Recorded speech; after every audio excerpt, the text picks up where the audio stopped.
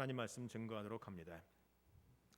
사람들이 늘 궁금해하고 몰라서 안타까워하는 것들이 있습니다. 그 중에 가장 중요한 것이 때인 것 같아요.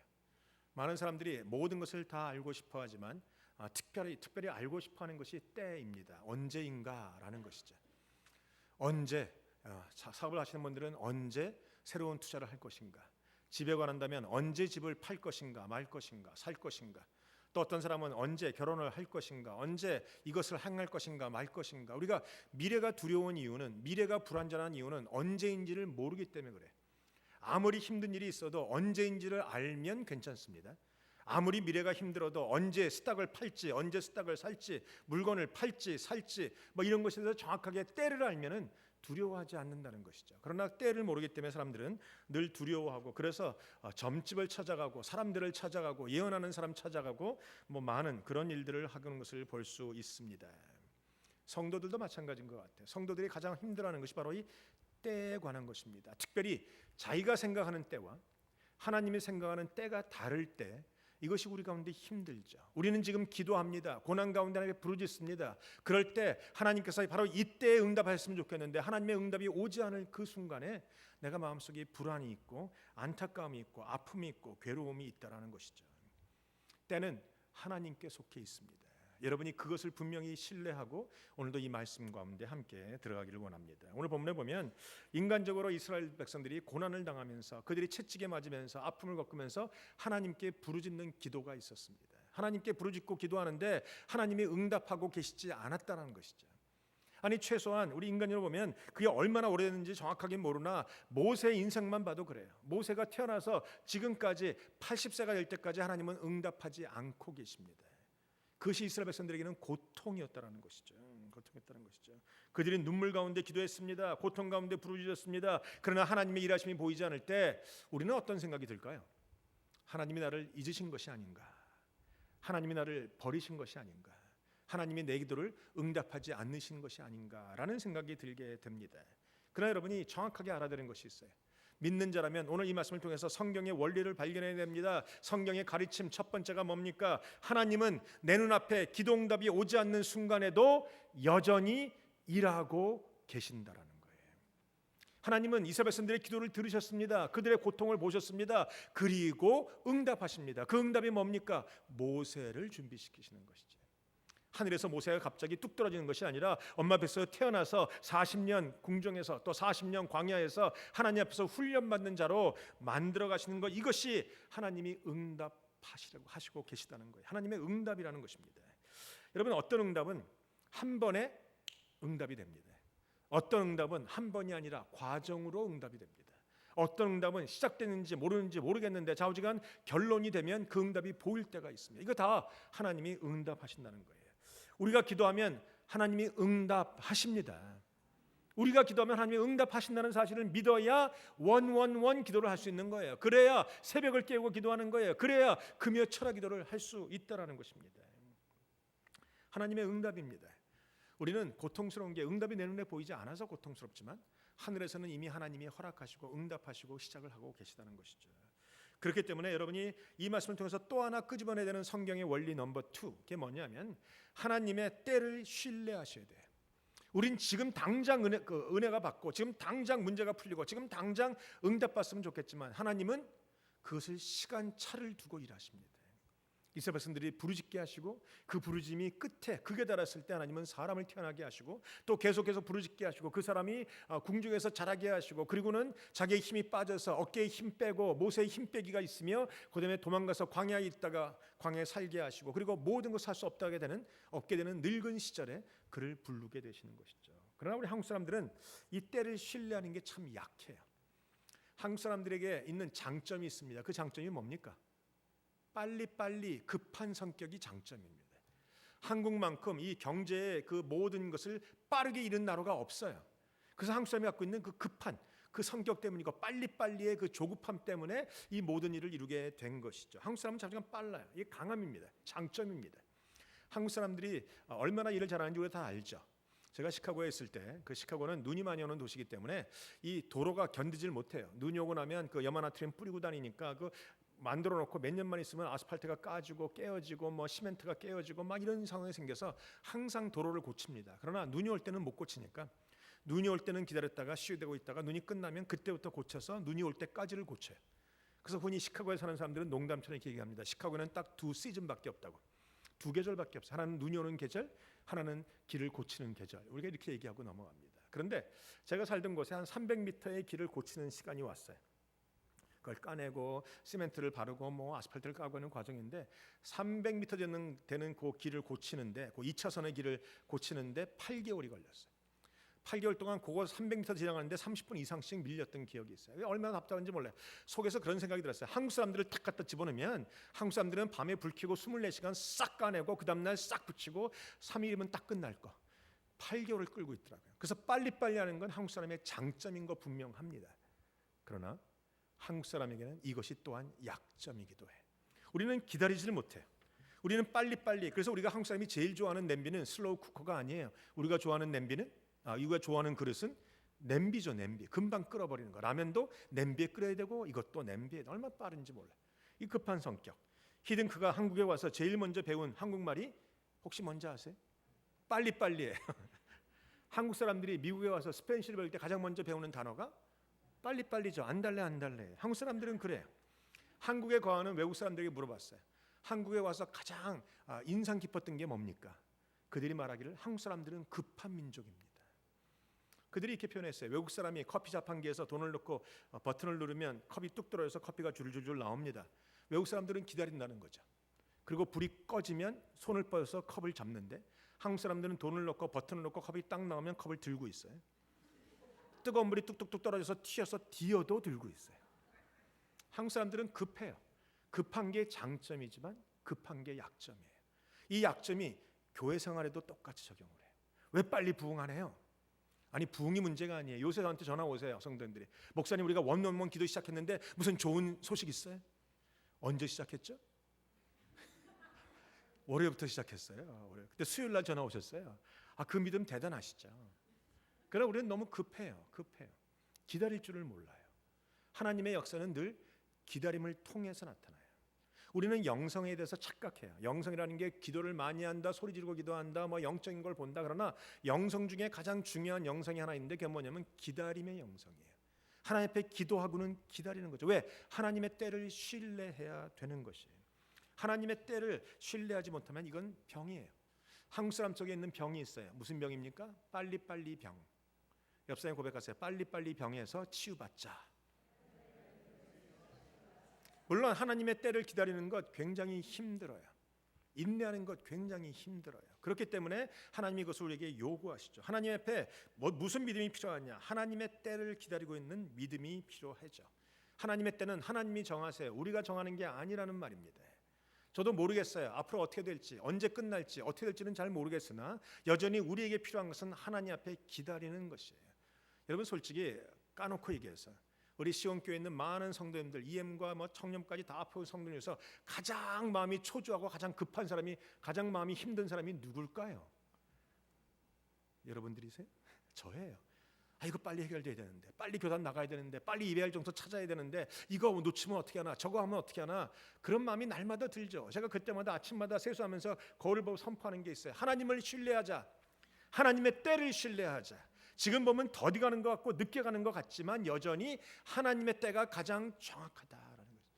여러분 하나님의 때가 됩니다. 그러니까 주님께서 어제 9절에 말씀하세요. 이제 가라 말씀하세요. 이제 가라. 하나님의 때가 되었다라는 것이에요. 오랜 세월이 지나갔어요. 이제 가라는 것이죠. 우리 인간적으로는 모세가 40세 때 부르셨어야 돼요. 가장 힘이 많고 가장 능력이 많고 손 한번 딱 들면 그 애굽 백성도 애굽 군대도 혹은 이스라엘 백성도 쫙 모일 수 있는 그때 손을 들었어야 되는데 주님은 힘 빠지고 뭐 돈 빠지고 돈 없고 다 기력 쇠하고 있는 그 노인 80세 된 노인을 부르셨다라는 것이죠. 하나님이 부른 그 때가 가장 정확한 때예요.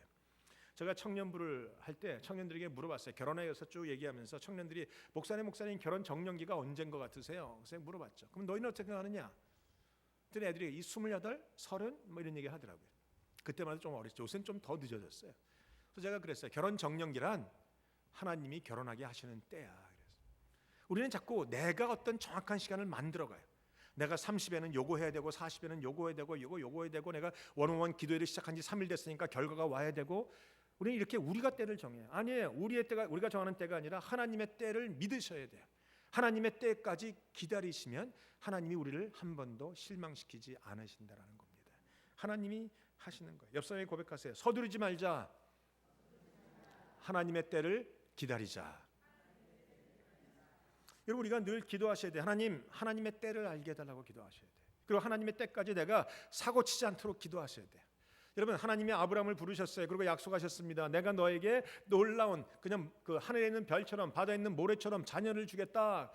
너와 사라의 몸에서 아들이 태어나겠다. 약속의 아들이다. 그랬어요. 이 아브라함이 기다리지 못했죠. 아마 아브라함의 피 중에 한국 사람 피가 섞여 있는지도 모르겠어요. 빨리빨리 급한 마음에 기다리지 못해서 사고칩니다. 기다리지 못해서 사고치면 이스마엘 낳는 거예요. 여러분 한 번으로 끝난 것 같지만 이스마엘 나니까 그 한 번으로 끝났던 사건이 오늘날까지 이스라엘을 괴롭히고 있어요. 내가 하나님의 때를 기다리지 못하고 인내하지 못하고 내가 서두르면 결국은 사고치고 이스마엘 낳고 끝나는 거예요. 그러나 하나님의 때를 기다리고 신뢰하고 약속 붙잡고 기다리면 하나님이 때가 되면 약속의 자녀 이삭을 주신다는 것이죠. 우리가 원하는 건 이삭이에요. 이스마엘이 아니라는 말이에요. 우리가 원하는 건 하나님의 약속이 이루어지는 것이에요. 내가 이루는 게 아닙니다. 내가 조급함으로 사고를 치지 말고 내가 조급함으로 실수하지 않는 저와 여러분들이 되시길 주님의 이름으로 축복합니다. 그래서 여러분이 알아야 되는 것은 성경 레슨 넘버 3에 하나님의 때를 알 때 비로소 평안할 수 있어요. 평강이 와요. 하나님의 때를 모르면 불안해요. 저도 아까 말한 것처럼 아침마다 불안해요. 그래서 아침마다 고개를 흔들고 제가 얘기해요. 아니다. 하나님의 때를 신뢰하자. 하나님이 옳습니다. 하나님이 완전합니다. 나는 모릅니다. 그러나 하나님이 행하십니다. 시작하신 분도 하나님, 끝나게 하실 분도 하나님이십니다. 제가 날마다 고백하고 나면 마음이 편안해져요. 여러분 결국은 하나님의 때를 인정하고 하나님의 때를 알고 하나님의 때를 신뢰하는 자가 흔들리지 않아요. 안전하고 평안하다라는 것입니다. 그러면 하나님의 때를 어떻게 알 수 있을까요? 하나님과의 친밀함 속에서 말고는 알 수가 없어요. 다시 말하면 하나님과 누리는 가까움, 친밀함을 통해서 말씀을 읽고 묵상하고 하나님 앞에 기도하는 그 일을 겪지 않으면 알 수가 없는 거예요. 그래서 제가 늘 말하는 거 기도하자는 거죠. 기도하지 않으면 교단 나가는 문제 어그러져요. 기도하지 않으면 아무것도 되지 않아요. 기도하지 않으면 건물 놓고 나간다고 해서 되어질 일이 없어요. 기도하지 않으면 우리 가운데 여러 가지 어려움밖에 존재하는 것이 없어요. 그래서 기도하자는 거예요. 기도하면 하나님의 마음을 알아요. 하나님의 뜻을 알아요. 하나님의 약속을 붙잡을 수 있어요. 하나님께 믿음을 가질 수 있다라는 말이에요. 그러면 우리에게 어떤 고난이 와도 이길 수 있습니다. 여러분 제가 이 기다린다는 게 얼마나 힘든지를 알아요. 제가 풀러 신학교에서 미국 신학교에서 공부할 때 그때 그 영성이라는 클래스를 제가 들어갔는데 아주 유명한 교수님이에요. 미국 교수님인데 그 교수님이 우리에게 숙제를 냈어요. 워낙 풀러가 미국 신학교다 보니까 숙제가 많아요. 신학 대학원이죠. 저는 공대 출신이에요. 계산하는 거나 잘하지 이게 책 읽는 걸 잘 못하는 사람이잖아요. 공대니까. 그런데 이게 미국에 와서 신학교 더군다나 미국 신학교를 가는데 책을 읽어야 되는데 이게 얼마나 저에게 힘들었는지 몰라요. 3개월 우리가 쿼러제니까 3개월 코스로 4년을 공부했는데 3개월짜리 쭉 그걸 그래서 126유닛을 제가 끝내야 되는데 한 쿼러에 3유닛씩이에요. 3과목씩을 하죠. 한 과목에 꼭 읽어야 되는 필수 독서가 5권이에요. 그러면 1500페이지예요. 그리고 읽어야 글을 쓸 수 있는 텀 페이퍼를 낼 수 있는 책이 5권. 그러니까 10권을 읽어야 되죠. 10권을 읽는 게 3000페이지예요. 그게 한 과목, 3과목이면 3, 3은 9, 9000페이지를 읽어야 되는데 이게 읽어집니까? 영어로? 제가 그때 엄청 고생했어요. 그냥 같이 미국하고 같이 읽는데 저는 막 읽고 나가는 미국 애들은 쭉 읽고 나가죠. 저는 읽다가 다시 처음부터 다시 가야 돼요. 왜? 한참 읽었는데 앞에 무슨 얘기가 있었는지를 기억이 안 나는 거예요. 영어로 공부하다 보니까 그렇게 참 고생을 많이 했어요. 그러다가 굉장히 힘든 적이 있었고 막 하나님 앞에 원망도 한 적이 내가 왜 이 미국 신학교를 이 늙은 나이에 보내고 이걸 시키나 이런 데가 있었어요. 아무튼 그런 모든 과정 속에서 한 과목이 딱 나왔는데 보니까 책 읽는 게 없는 거예요. 딱 한 권만 읽으면 돼. 제가 가서 얼른 등록을 했어요. 그게 영성 코스였어요. 그분이 학생들 한 40명을 모아놓고 했어요. 자, 이 코스는 책 한 권, C.S. 루이스의 영성이라는 책, 디보셔널 책 한 권 딱 주고 이 책만 읽으면 된다. 우리가 너무 기뻐했죠. 미국 애들도 그거 참 좋아했어요. 왜? 힘드니까 책 읽는 게. 근데 그분이 그랬어요. 그러나 숙제가 있다. 매일 이 책을 읽고 풀러 뒷산에 가면 패사데나 뒷산에 가면 산이 있어요. 뒷산에 올라가서 거기서 30분씩 기다려라. 하나님의 음성을 묵상하고 기다려라. 그게 여러분 말처럼 쉬운 게 아니었어요. 좋다고 우리는 사인업 했죠.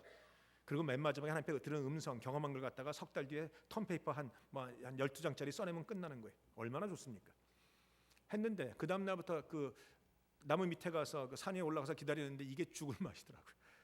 한국 사람인 저는 참 하기 힘들었어요. 졸리죠, 힘들죠. 그래서 음악을 틀어놓고 있었어요. 가만히 보니까 음악을 틀어놓는 게 이게 묵상이 아닌 것 같아요. 그래서 또 껐어요. 뭐 별거 하도 안 되더라고요. 그러나 그거 하다가 한 달 정도 지나가니까 하나님의 음성이 들리기 시작했어요.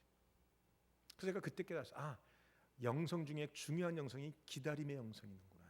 하나님을 묵상하고 하나님 앞에 기다리고 있으면 하나님이 내 귀를 열어주시고 말씀하기 시작하세요. 하나님의 친밀함이 오기 시작해요. 제가 나중에는요, 어느 순간인가 얼마나 내가 감동이 됐는지 30분이면 끝나야 되는데 너무 아까워 30분이 안 끝냈어요. 너무 갑자기 눈물이 확 쏟아져서 기다리다가 30분이 돼서 일어날까 하다가 말렸어요. 그냥 도로 앉았어요. 결국은 그날 2시간이 넘게 그 밑에서 하나님과 교제하기 시작한 거예요. 친밀함을 느꼈던 것이죠. 그거 끝나고 나니까 하나님의 뜻이 무엇인지를 알게 됐어요. 나의 소명이 뭔지를 알게 됐어요. 내가 무엇을 해야 되는 사람인지를 알게 됐어요. 내 인생의 믿음이 뭔지를 다시 한번 깨닫게 됐고 하나님의 마음이 어떤지를 알게 되었다는 것이죠. 여러분, 이 친밀함이 나로 하나님을 아는 자가 되게 해요. 하나님의 뜻을 아는 자가 되게 한다는 것이죠. 그래서 여러분, 오늘부터 하나님의 뜻을 알기를 원하면 묵상기도 하세요. 하나님 앞에서 막 얘기하고 끝나지 말고, 또 묵상기도 하라니까 저희 친구 중에 한 사람은 미국 사람인데 기도 막 하더라고. 막 Dear God 막 한참 얘기하고 저기서 보고 있으니까 30분 얘기하고 그냥 가. 그것은 친밀함이 아니에요. 그건 내가 떠든 거지. 하나님의 음성을 들은 게 아니니까. 그러면 하나님의 음성을 들을 수 있어요. 자, 하나님의 음성을 듣고 하나님 앞에 나가면 평안함이 온다라는 것입니다. 그리고 하나님이 기다리는 자에게 응답하세요. 성경 레슨 넘버 4. 하나님의 방법은 언제나 사람입니다. 우리는 이 문제가 풀리기를 놓고 기도해요. 이것이 열리기를 놓고 기도하는데 하나님의 방법은 이것이 열리고 풀리기 이전에 나에게 사람을 보내주세요. 사람을 보내주시든지 내가 그 일을 하는 사람이 되게 하시든지 있죠. 오늘 본문에 보면 10절에 이런 말씀이 나오죠. 이제 내가 너를 바로에게로 보낸다. 지금 이스라엘 백성들이 부르짖었어요. 하나님 앞에 우리 살려달라고 부르짖었더니 하나님의 방법은 애굽이 갑자기 망하고 애굽 바로의 마음이 움직인 것이 아니라 하나님은 모세라는 사람을 보내주신 것이죠. 하나님의 방법은 여전히 사람이에요. 교회가 부흥하는 것도 사람 때문이에요. 교회가 어려움을 겪는 것도 사람 때문이에요. 항상 사람이 중심이에요. 여러분 오늘도 기도하십니까? 교회가 부흥하도록, 교회가 건강하도록, 교회가 강건하도록 결국은 사람이에요. 하나님은 하나님의 사람을 보내주신다는 것이죠. 어떤 분은 교회에 어떤 사람이 오면 꼭 저한테 와서 말씀하시는 분이 있어요. 저 사람은 안 돼요. 알아요, 제가 그것이 어떤 상황인지를. 그러나 저는 제 마음속에 다른 마음이 있어요. 그게 뭐냐면 그 사람이 다른 교회에서는 안 되는 사람, 정말 나쁜 사람이었는지는 몰라도 그래도 우리 교회에 하나님 보내주신다면 하나님께서 그 사람을 통해서 분명히 우리 교회 안에 하실 일이 있다는 것을 저는 믿어요. 사람을 통해서 일하시니까. 그래서 저는 사람들의 백그라운드보다는 하나님이 지금 부르셨다는 사실만 가지고 기대와 흥분이 있는 사람이에요. 물론 실망도 하지요. 흔히 말하는 재벌은 뭐 못 준다고 그거 버릇 그냥 갖고 와서 하시는 분도 계세요. 그럴 때는 교회가 어지럽죠. 어려워요. 그러나 저는 모든 사람을 향해서 다 똑같이 하나님을 향한 기대를 갖고 있어요. 하나님이 어떤 분이 와서 교회를 등록하면 하나님이 저 사람을 통해서 우리 교회에 어떤 일을 행하실까. 사랑하는 성도 여러분, 사람에 대해서 선입관 가지고 계시지 마세요. 그리고 사람들이 올 때마다 기대를 같이 가지세요. 같이 꿈을 갖고 계세요. 하나님이 저 사람을 통해서 우리 교회를 발전시키고 부흥시킬 것이라는 꿈을 갖고 계시면 돼요. 누군가는 그렇게 얘기하더라고요. 한 사람이 꿈을 꾸면 그저 꿈이지만 여러 사람이 같은 꿈을 꾸면 그가 현실이 된다고 그러더라고요. 믿으세요? 꿈을 꾸십시다. 저는 요새 새로운 꿈이 있어요. 하나님께서 우리 시온교회를 이제 이 결단을 내리고 옮기실 때 혹시 우리가 새로운 교회, 새로운 예배 처소를 만나게 될 때 하나님이 어떤 일을 행하실까? 이 세크라멘토에 새로운 교회가 반드시 필요합니다. 저는 우리 교회가 이제 결단하고 나가서 움직이는 새로운 교회가 되리라 믿습니다. 이곳에서 하나님의 말씀을 들고 무리를 걷는 교회, 믿음을 가지고 하나님의 뜻을 이루는 교회, 이제는 더 이상은 건물에 연연하는 것이 아니라 하나님의 나라에 연연하는 교회, 사람들을 세우고 이 땅에 하나님의 나라를 선포하는 그 교회, 바로 그런 교회에 관한 꿈이 있어요. 기대가 있어요. 한 사람이 와서 등록하면 그 일을 같이 이룰 수 있다라는 그런 흥분된 마음이 있다라는 것이에요. 저와 함께 꿈을 꾸고 그 일을 이루시는 여러분 되시길 바랍니다. 하나님의 방법은 여전히 사람이에요. 이스라엘 백성들이 부르짖었는데 모세를 거기다 보내십니다. 그래서 모세를 그들로 인도자가 되게 하시고 그 백성들을 애굽에서 이끌어서 가나안 땅에 인도하게 하죠. 사실은 모세가 기적을 베푼 거예요. 모세가 하나님의 능력을 힘입어 하나님의 지팡이를 들고 홍해를 갈랐어요. 반석을 쪼갰어요. 만나를 오게 했어요. 바로에게 온갖 기적을 다 베풀었어요. 가나안 땅 앞까지 모세가 인도한 것이에요. 하나님의 백성을 하나님의 사람이 인도하는 것이죠. 그 사람을 모든 백성이 기도할 때 하나님이 보내주신 것이라는 것입니다. 사실 따지고 보면 내 옆에 있는 그 사람이 하나님이 보내신 사람일 가능성이 굉장히 많아요. 우리는 그 사람이 싫죠. 왜 저런 사람을 보내셨을까? 나를 힘들게 하고 괴롭게 하고. 그러나 힘들고 괴롭게 하는 사람도 나에게는 영적으로 축복이에요. 왜? 내가 하나님 앞에서 인내함으로, 내가 연단함으로, 내가 갈가짐으로, 내가 깎여짐으로 하나님 앞에 온전한 사람이 되는 거니까. 옆 사람이 하나님 보내신 바로 그 사람이란 말이죠. 고백하세요. 당신이 하나님이 나에게 붙여주신 사람입니다. 네, 하필이면 여기 앉았나? 그래서 하필이면 여기 앉았나? 이런 설교할 줄 몰랐지롱 그러는 거예요. 여러분이 좋은 사람 옆에서만 앉으시면 안 돼요. 이런 기회를 통해서도 억지로라도 가까워지실 수 있으니까. 여러분, 그러나 하나님이 사람을 보내시고 하나님이 나를 혹은 부르시고 그 사람의 나에게는 그 사람이 하나님이 보내신 사람이고 그 사람에게는 내가 하나님이 부르신 사람이란 말이죠. 그러면 하나님이 부르신 사람으로서 역할을 감당하려면 딱 한 가지가 요구되어져요. 그게 뭐냐면 순종이에요. 오늘 모세는 얘기했어요. 내가 누구간데 갑니까? 그 말이 뭐야? Who am I that I should go? 자기가 누군지 모른다는 말이에요? 자기 이름을 모르고 자기의 처지를 모른다는 말이에요? 아니요. 잘 알지만 다시 말하면 나는 능력이 없습니다. 그거예요. 40년 전에는 있었는지 모르지만 지금은 능력이 없어요. 돈도 없어요. 건강도 없어요. 젊음도 없어요. 아는 것도 없어요. 지식도 없다라는 거예요. 그가 얘기하죠. 나는 말이 어눌한 사람이라. 왜 어눌하게 됐을까요? 여러분, 그가 말이 어눌한 사람이 아니에요. 그런데 40년 동안 말할 사람이 없었다는 거죠. 40년 동안 나와 대화가 통하는 사람이 없었어요. 아내도 아니고 뭐 장인도 아니고 뭐 옆에 말할 수 있는 게 뭐예요? 양떼들밖에 없잖아요. 야, 오늘은 너 세계 경제가 어떻게 되는지 알아? 매 이거 끝난 거 아니에요. 나 유식함을 아무리 드러내고 설명을 하려고 해도 말이 안 통하니까 결국 입 다물고 있는 거죠. 그러니까 이게 안 되는 거예요. 그러다 보니까 40년 말이 어눌한 사람이 돼버렸다는 것이죠. 여러분, 그래서 모세가 자기 자신을 너무 잘 아니까 나는 못해요. 많은 사람들은 모세가 겸손한 사람이라고 얘기합니다. 여러분 꼭 기억하셔야 돼요. 기억하세요. 이것은 겸손이 아닙니다. 진정한 겸손, 바이블 레슨 넘버 5. 진정한 겸손이 뭔가? 진정한 겸손은 내가 할 수 있다 없다라는 판단의 근거가 내 안에 있지 않다라는 것을 아는 것이에요. 내가 할 수 있다 없다가 중요하지 않다라는 말이에요. 진짜 겸손은 내 자신을 보지 않고 하나님을 보는 거예요. 진짜 겸손은 내 환경과 처지와 능력을 보지 않고 하나님을 보는 거예요. 진짜 겸손은 사람의 말을 듣는 것이 아니라 하나님의 말씀을 듣는 거예요. 이게 진짜 겸손이에요. 그런 의미에서 모세는 겸손하지 않아요. 교만이에요. 사랑하는 성도 여러분, 여러분이 앞으로 직분자가 될 겁니다. 우리 장로님들 이제 사역이 끝나고 나면 다시 내년에는 새로운 장로님들 뽑을 것이고 다시 안수집사님 뽑을 것이고 권사님들 세우겠죠. 그럴 때마다 여러분 저한테 찾아와서 말씀하시는 분이 계세요. 나는 못해요, 목사님. 나는 말도 못하고 나는 기도도 못하고 나는 성경도 모르고 지식도 없고 나는 가진 것도 없고. 누가 가진 것이 있어서 뽑습니까? 누가 지식이 있어서 뽑습니까? 가장 중요한 것은 하나님이시라는 거예요. 하나님이 성도를 통해서 뽑아오시면 뽑은 거예요. 하나님이 세우신 거예요. 내가 할 수 있느냐 없느냐는 중요하지 않아요. 중요한 것은 순종이에요. 순종이. 하나님이 부르셨다면 내가 순종하겠습니다. 이거밖에는 없는 거예요. 하나님은 순종하는 사람을 통해서 역사하신다는 거예요. 여러분, 믿음이란 겸손이란 이런 거예요. 나는 약하나 하나님은 강하다. 하나님이 부르셨다면 하나님이 하신다는 거예요. 우리의 문제가 뭔지 아세요? 하나님이 부르신 그 일을 내가 하려고 하는 게 문제예요. 제가 갖고 있는 두려움이 뭔지 아세요? 목사로서 하나님이 교단을 나가는 것에 대해서 저에게 강하게 말씀을 하셨고 하나님의 기준에 타협하지 않은 말씀을 강하게 말씀하셔서 제가 오늘까지 여기까지 왔잖아요. 그런데 그럼에도 불구하고 여전히 내 마음속에 고통이 있어요. 두려움이 있어요. 자, 이제 이들에게 공동의회는 끝났는데 이제 이들을 이끌고 어디로 갈 것인가? 정말 나갈 때 다 한꺼번에 나가게 할 수 있을 것인가? 정말 나가서 좋은 예배장을 찾을 수 있을 것인가? 정말 이 땅에 좋은 교회, 하나님이 주시는 새로운 교회, 부흥하는 교회, 말씀의 기준을 갖고 있는 교회, 거룩함을 드러내는 교회가 될 수 있을 것인가? 내가 이것을 이룰 수 있을 것인가에 대한 두려움이 있다는 거예요. 근데 하나님 오늘 이 말씀을 나에게 주시면서 나에게 회개시키셨어요. 그 말씀이 뭔지 아세요? 12절 하나님이 이르시되 내가 반드시 너와 함께 있으리라. 내가 그 백성을 애굽에서 인도하여 낸 후에 너희가 이 산에서 하나님을 섬기리니 이것이 내가 너를 보낸 증거니라. 지금 누가 한다는 말씀이에요?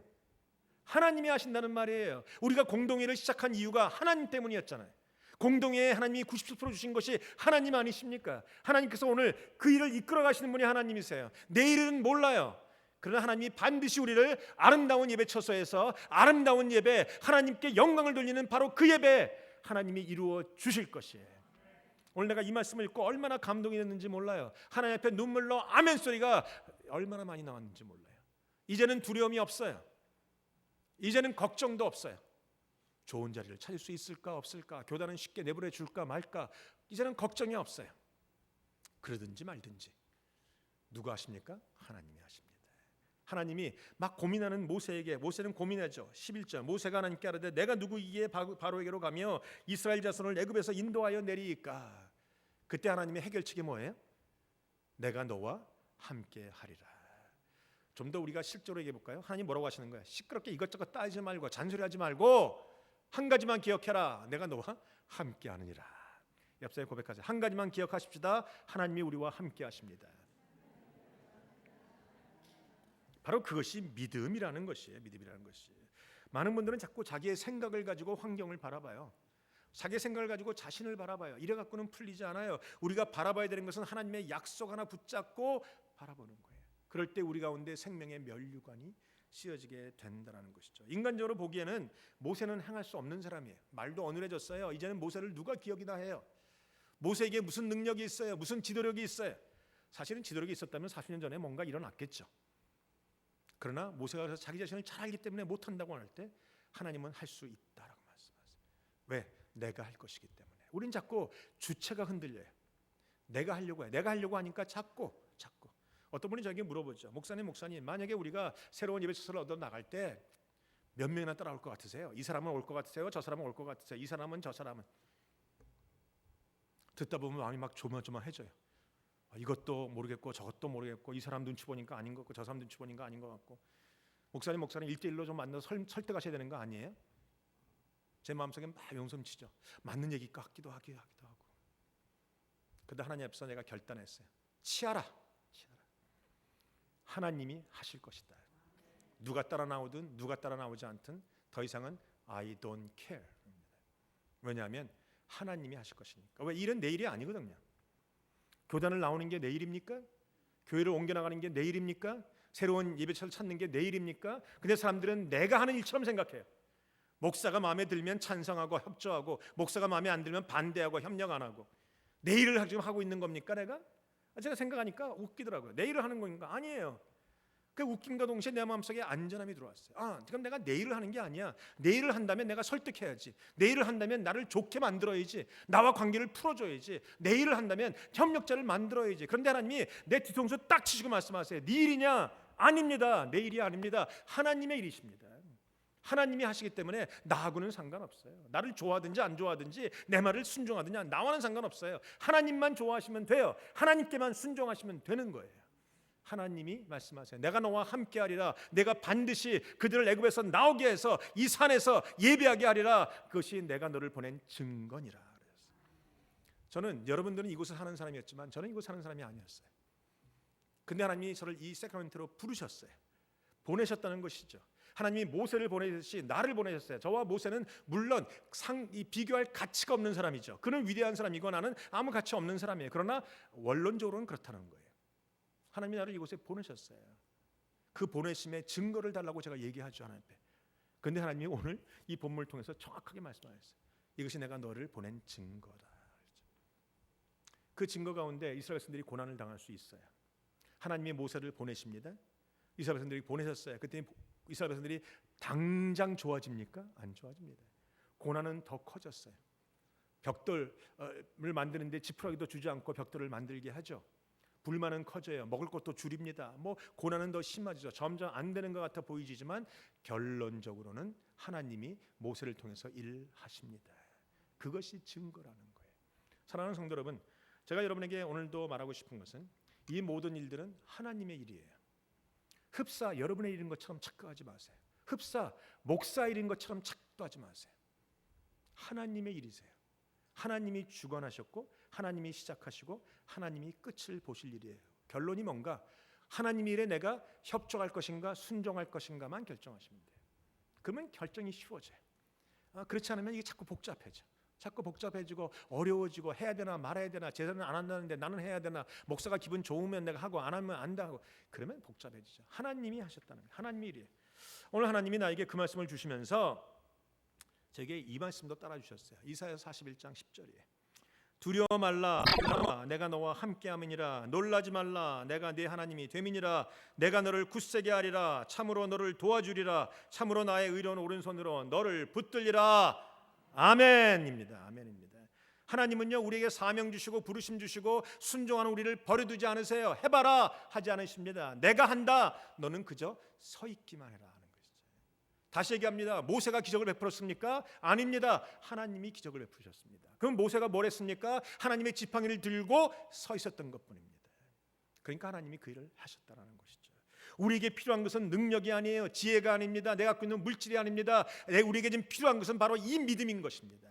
하나님이 시작하시고 하나님이 끝나시고 하나님이 나와 함께 하신다. 시키신 분도 하나님, 약속을 주신 분도 하나님, 일을 이루시는 분도 하나님이십니다. 하나님이 결국 그렇게 하시겠다는 것이죠. 모세는 그동안 하나님이 누구신지를 몰랐어요. 그렇기 때문에 그가 머뭇머뭇거립니다. 그리고 자기를 부르신 분이 창조주 하나님이신 것, 그를 부르신 분이 전능하신 하나님인 것을 몰랐기 때문에 자꾸 머뭇거리고 두려워하죠. 우리도 자꾸 그런 똑같은 실수를 해요. 여러분을 부르신 분이 누구십니까? 하나님이십니다. 여러분이 시온교회에 왜 와 계세요? 그냥 기분이 오늘 눈 떠보니까 오늘 시온교회 옮겨볼까? 그래서 오신 분이 계십니까? 목사가 말이 빠르다는데 내가 얼마나 빠른 말을 한번 듣는지 가볼까? 여러분이 이 자리에 계신 것, 등록을 하셨든 안 하셨든, 여러분이 초창기부터 계셨든 아니면 중간에 들어오셨든 최근에 오셨든, 여러분이 이곳에 오신 이유는 하나님이 부르셨기 때문입니다. 이거를 잊지 마십시오. 하나님의 부르심을 우리가 잃어버리는 순간 우리 눈앞에는 환경이 보이고 상황이 보이고 사람이 보여요. 하나님의 부르심을 붙잡으면 상황도 안 보이고 사람도 안 보이고 환경도 안 보여요. 무엇만 보입니까? 나를 부르신 하나님만 보인다는 것이죠. 여러분이 부르신 하나님의 말씀에 우리가 네 라고 순종하는 것이 중요해요. 문제는 우리는 자꾸 하나님의 말씀에 거역하고 싶은 그런 본성이 있어요. 특별히 때에 관해서는 그래요. 하나님 앞에 실컷 빨리 해달라고 빨리 기도하다가 하나님이 시간을 끄니까 낙심하죠. 정작 하나님이 지금은 때가 됐으니 가라라고 말씀하시면 그때는 또 삐져요. 삐껴요. 하나님이 now 하시는데 우리는 뭐라고 하죠? not yet 이렇게 얘기해요. 여러분의 인생에 하나님이 하라고 하는 그때 바짝 일어나서 순종하시기 바랍니다.